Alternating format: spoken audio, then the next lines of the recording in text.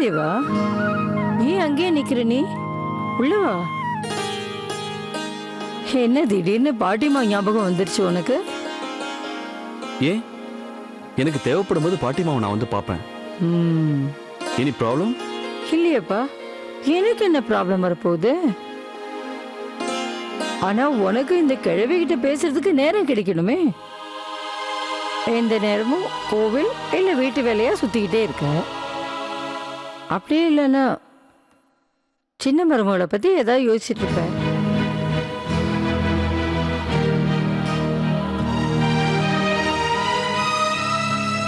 என்ன யோசிக்கிற நீ? நான் சொன்னது சரியில்லையா? எனக்கு தெரியும், கூடிய சீக்கிரமே நம்ம வீட்டுல ஒரு குட்டி கண்ணை வந்து விளையாட போறான். சரிதானே? வா உட்காரு, சீக்கிரம் சீக்கிரம் உட்காரு. நீ யோசிக்கிறல்ல, என்னடா திடீர்னு இவ்வளவு பெரிய பொறுப்பு வந்துருச்சேன்னு? நான் அதை பத்தி பேச வரல பாட்டிமா. நான் பேச வந்தது வேற விஷயம். என் பொண்டாட்டி பத்தி எனக்கு எதுவுமே தெரியல. உனக்கு எப்படி தெரியும்? அப்படி தெரிஞ்சுக்கணும்னா நீ அவளுக்காக கொஞ்ச நேரம் ஒதுக்கணும். நீ எங்க அவளுக்கு நேரம் ஒதுக்குற? அதுக்கு என்கிட்ட ஒரு ஐடியா இருக்கு. என்ன? சொல்றேன். உங்க தாத்தா கூட இப்படிதான், எப்பவும் ஒன்ன மாதிரியே தான் இருப்பாரு. எந்த நேரமும் கோவில் வேலை அதையே தான் பார்த்துட்டு இருப்பாரு. என்கிட்ட கொஞ்ச நேரம் பேசுறது கூட அவருக்கு நேரமே இருக்காது. ஆனா அவனுக்கு தெரியுமா, கொஞ்ச நாளைக்கு அப்புறம் திடீர்னு அவர் என்னை வந்து ஃபார்ம் ஹவுஸுக்கு கூட்டு போனாரு. நான் இதை ஏன் இப்ப உங்ககிட்ட சொல்றேன்னு உனக்கு புரியுது இல்ல? போடா லூசு. நீயும் சின்ன மருமகளை கூட்டிட்டு ஃபார்ம் ஹவுஸுக்கு போயிட்டு வாங்கிறதுக்கு தான். நீங்க ரெண்டு பேரும் தனியா அங்க போங்க, ஒருத்தர் ஒருத்தர் நல்லா புரிஞ்சுக்கங்க.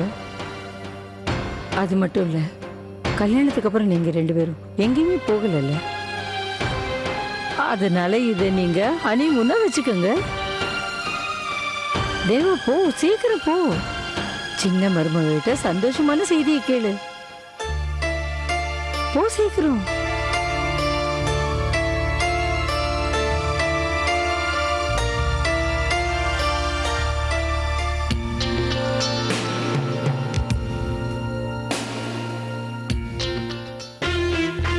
சிரிக்காத. ஒன்னாலதான் நான் இப்ப இந்த பிரச்சனையிலேயே மாட்டிக்கிட்டேன். நான் இப்ப ஃபுல் டைம் சின்ன மருமகளா இந்த வீட்ல வாழ ஆரம்பிச்சிட்டேன். சந்தோஷமான விஷயம் கியூட்டிஸ். நீ ஃபுல் டைம் மருமகளாகி ஃபுல்லா உனக்கு பணம் கிடைக்க போகுது. விஷாக்கா, இந்த தடவை நீ விடக்கூடாது. உன்னோட ஆக்டிங்க்கு ஃபுல்லா பலன் கிடைக்கணும். ஓகே? நீ அதை பத்தி கவலையே படாத. நிச்சயமா அதுக்கான பலன் கிடைக்கும். தேவாவோட பைசாவும் கிடைக்கும், அதுக்குண்டான பலனும் கிடைக்கும். எனக்கு இப்ப எந்த டென்ஷனும் இல்ல தெரியுமா? ஏன்னா வீட்ல இருக்க எல்லா வேலையும் பாத்துக்க ராதிகா கூடவே இருக்கா. ஆனா எனக்கு ஒரே ஒரு டென்ஷன் தான். டென்ஷன்? என்ன டென்ஷன்? ஒருவேளை நான் அம்மாவாயிட்டேன்னா என்னோட ஃபிகருக்கு எந்த பிரச்சனையும் வராது. இந்த உண்மை வெளியில தெரியக்கூடாதுல்ல. நான் கல்யாணமானவ, ஒரு குழந்தைக்கு அம்மான்னு. அப்போ என் ஃபியூச்சருக்கு ப்ராப்ளம் வராதுல்ல? ஒரே வேண்டாம் கியூட்டிஸ், அதான் நான் இருக்கேன்ல. ஆனா நீ மும்பை வரும்போது பணத்தோட தான் வரணும். அது இல்லாம இங்க ஒரு வேலையும் நடக்காது. கவலைப்படாத. கூடிய சீக்கிரம் நீ சில்வர் ஸ்கிரீன்ல நீ பெரிய ஸ்டாரா வருவ. Trust me. நீ எங்க வீட்டுக்கு வாரிச கொடு, நான் எங்க மும்பைல தனியா கஷ்டப்படுறேன். சரி ஓகே பிரதீப், நான் இப்ப போன் வைக்கிறேன். பாய்ஸ்.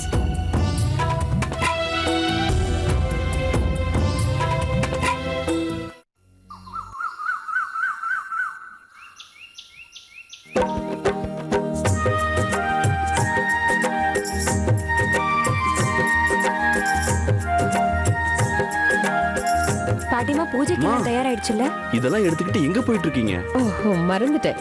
உங்ககிட்ட சொல்லல இல்ல, இன்னைக்கு நம்ம வீட்ல மகா பூஜை இருக்கு. என்னம்மா இது?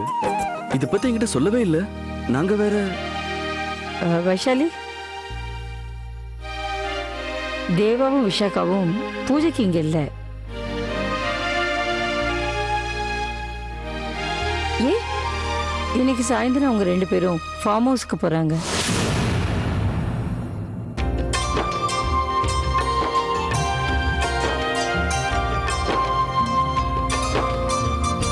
Farm house? ஆமாம்மா. இதோ வந்துட்டோம், இருங்க. போயிட்டு வைஷாலி வா, கூப்பிடுறாங்க போலாம்.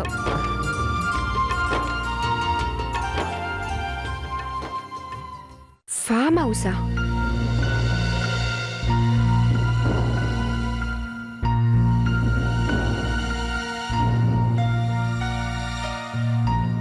நான் ராத்திரி உங்ககிட்ட சொல்லலான்னு வந்தேன், ஆனா நீ தூங்கிட்ட. பரவாயில்ல, இருக்கட்டும். நேத்து சொன்ன என்ன, இன்னைக்கு சொன்ன என்ன, விஷயம் ஒண்ணுதானே.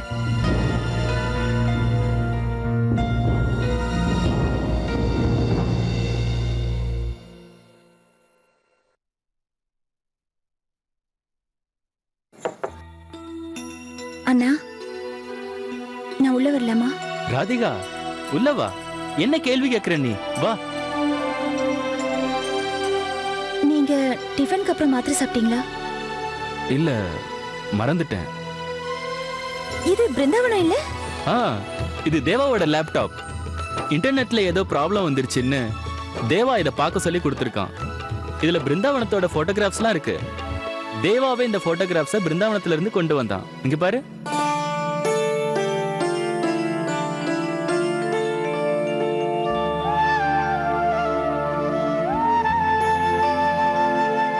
இந்த போட்டோஸ் எல்லாம் வச்சு பார்க்கும்போது நம்ம தேவா ராஜலீலையில யாரையோ தேடி இருக்கான் போல இருக்கு.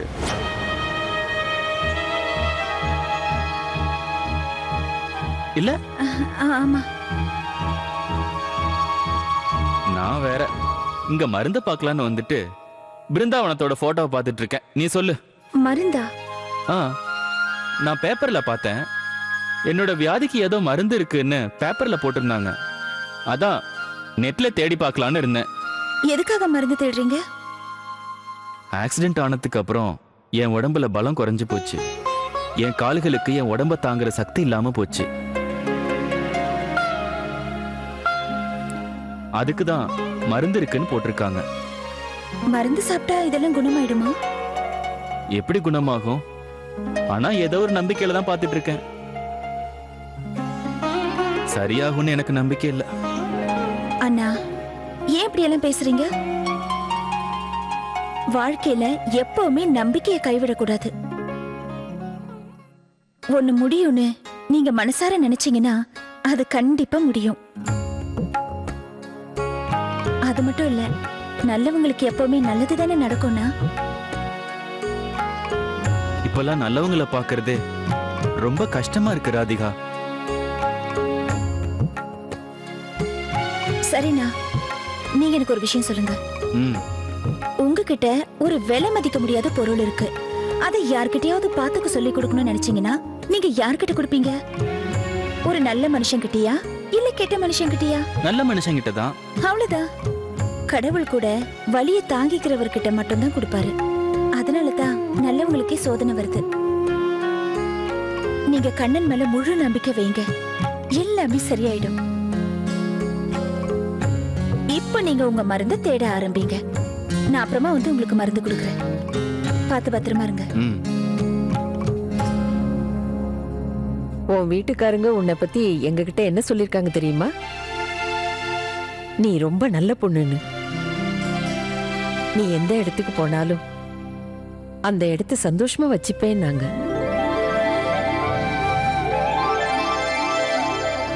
நீ எங்களுக்கு சொந்தக்கார பொண்ணா கிடைச்சதுக்கு நாங்க ரொம்ப கொடுத்து வச்சிருக்கணும்.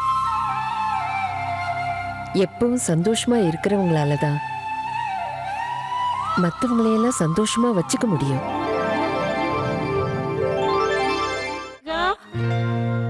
யாரு? நான் தான் பாட்டிமா. இதோ வந்துட்டேன் பாட்டிமா.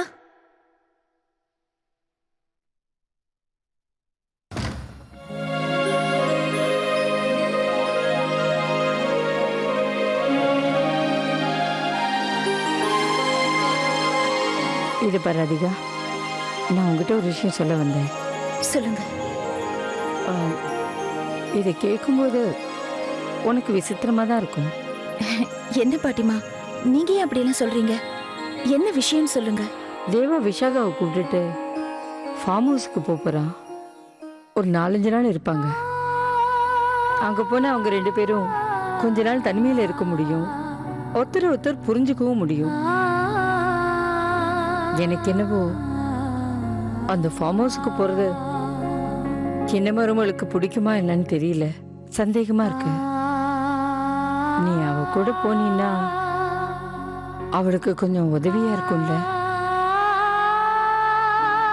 நீ என்ன சொல்ற? உன்னால அவங்களோட ஃபார்ம் ஹவுஸுக்கு போக முடியும்ல?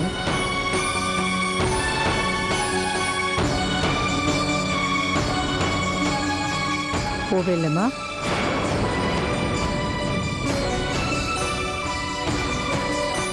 சரி, எனக்கு நல்லா தெரியும். நான் சொன்ன எதையும் நீ மறுக்க மாட்டேன். நான் வாசு கிட்ட சொல்லி ஏற்பாடு பண்றேன்.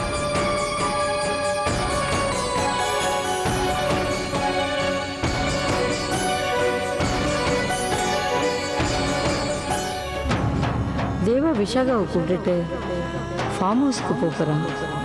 அங்கே போனால் அவங்க 2 பேரும் கொஞ்ச நாள் தனிமையில் இருக்க முடியும், ஒருத்தர் ஒருத்தர் புரிஞ்சுக்கவும் முடியும்.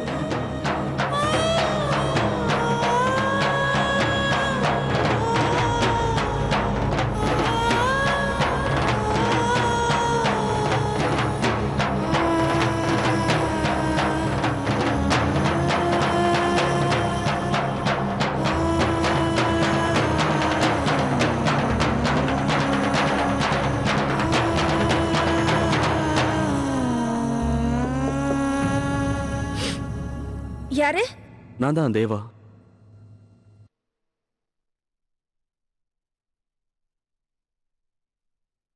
உள்ள வாங்க.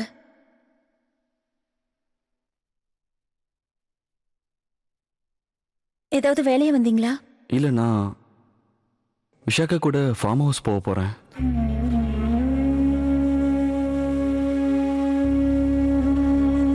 எனக்கு தெரியும்.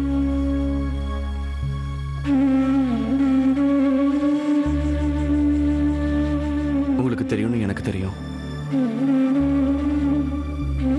அதோட பாட்டிமா உங்களை ஃபார்ம் ஹவுஸ் டெக்கரேட் பண்ண அனுப்புறாங்க. எனக்கு புரியல, ஏன் இப்படிலாம் நடக்குது? உங்களுக்கும் புதுசா இருக்கும் தெரியும். ஆனா எனக்கு இதெல்லாம் ரொம்ப குழப்பமா இருக்கு. நம்பவும் முடியல. உங்ககிட்ட மட்டும்தான் என்னால மனசை விட்டு பேச முடியுது. உங்களால மட்டும்தான் என்னோட மனசை புரிஞ்சுக்க முடியும்னு நினைக்கிறேன். இது எல்லாத்துக்கும் மேல முதல்ல உங்க மனசுல இருக்கிற பயத்தை போக்குங்க.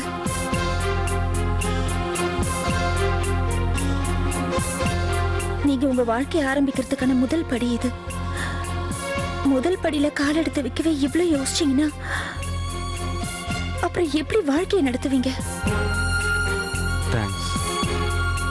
நீங்க எனக்கு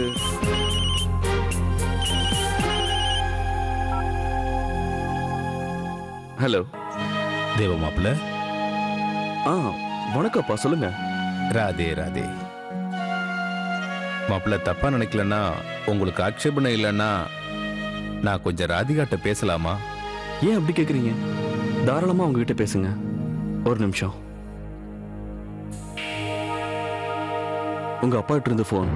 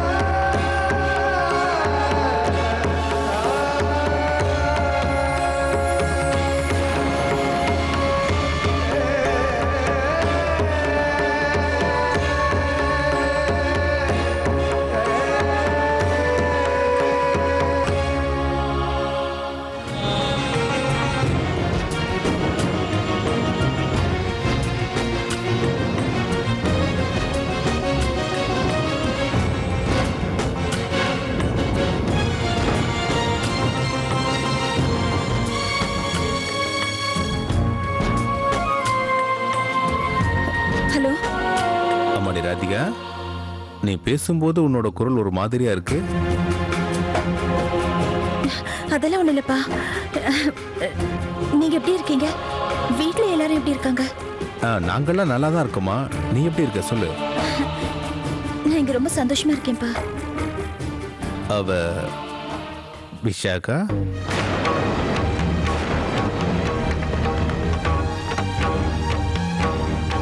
புதுசா அவ எந்த பிரச்சனையும் உருவாக்கலையே.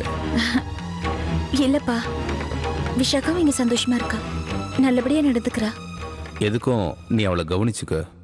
சம்பந்தம் இல்லாம ஏதாவது செஞ்சு நம்மளெல்லாம் தலைகுனிய வச்சிட போறா. அவளை பாத்துக்க.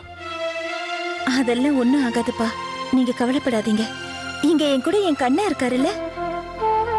உன் கண்ணை இல்லாம நீயும் இல்லாம இந்த பிருந்தாவனமே விரிச்சோடி கிடக்குதுமா ராதிகா. ஓ நினப்பாவே இருக்குமா?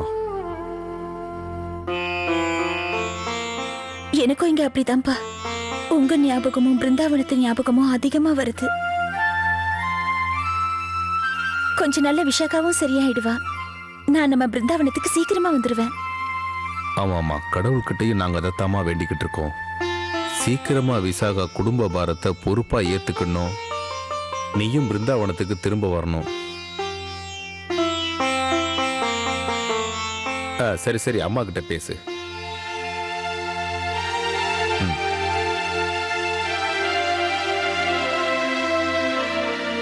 அம்மாடி ராதிகா, எப்படி இருக்கீங்கம்மா? நான் நல்லா இருக்கேம்மா. நீ எப்படி இருக்க? நல்லா இருக்கேம்மா.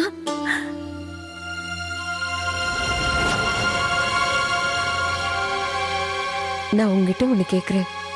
நீ என்கிட்ட உண்மையா பதில் சொல்லணும். அங்க ஒண்ணும் பிரச்சனை இல்லையே?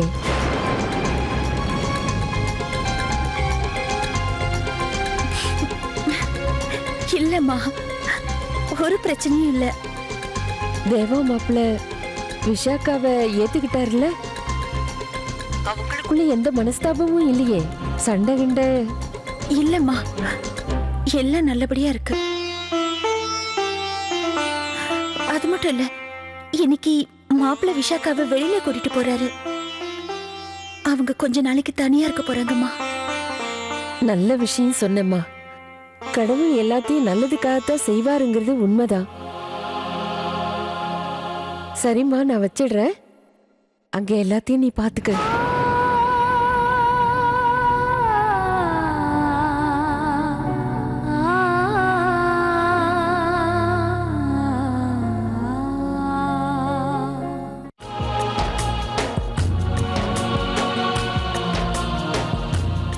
வாசு, தேவா, நீங்க போங்க. என்ன தேவா?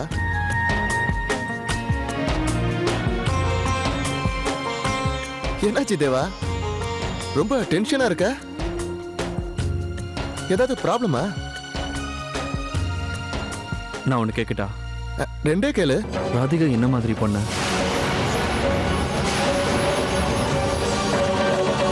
கருப்பு. கருப்பா? அவங்க அழகா இருப்பாங்கன்னு கேள்விப்பட்டிருக்கேன். அழகுதான். அவங்க ரொம்ப அழகு மனசால. அதனால அவங்க ரொம்ப அழகா இருப்பாங்கன்னு எல்லாரும் சொல்லுவாங்க. ஆமா, இப்போ எதுக்காக நீ திடீர்னு அவங்கள பத்தி கேக்குற? ஏதாவது விசேஷமா? ஒண்ணும் இல்ல.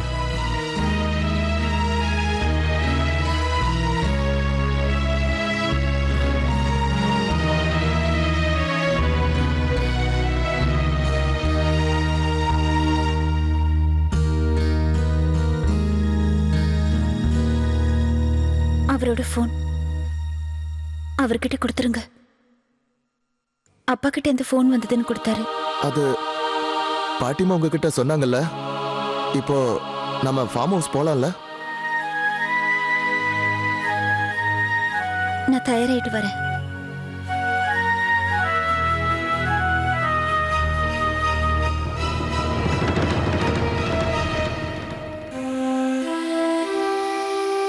என்னாச்சு தேவகி? ராதிகா கிட்ட நீ பேசினதுக்கு அப்புறம் உன் முகம் ஏன் இப்படி மாறி இருக்கு? விஷாகா சந்தோஷமா தானே இருக்கா? அதை கேட்டா உனக்கு சந்தோஷம் இல்லையா? சந்தோஷமா தான் இருக்கா, பிரச்சனை இல்ல.